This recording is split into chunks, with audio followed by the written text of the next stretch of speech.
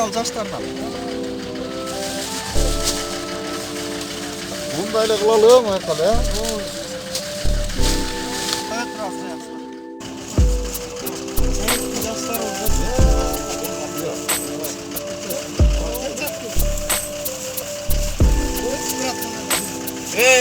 İşte geldiler böyle.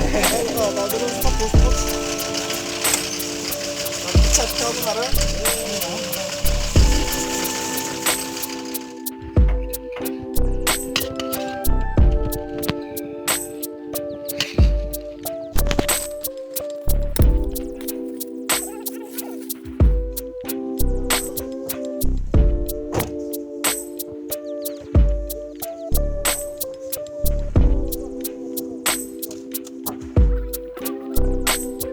Связьлар бесплатный интернет беріп жатады. Шамда 8 қызматкер болды.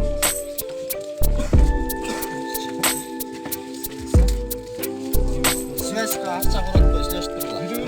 İnternet связьлар бесплатный. Yaxşılап жүрген жұмалда çıkmışlar atlan.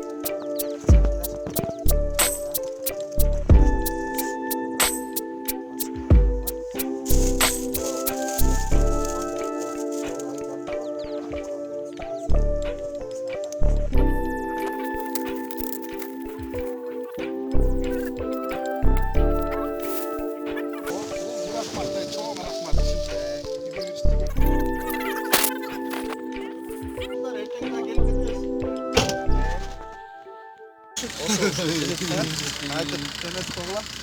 Kardeşlerle. Erten de gelsin.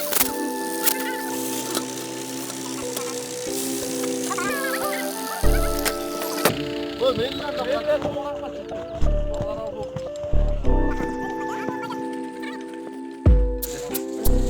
Жақсы.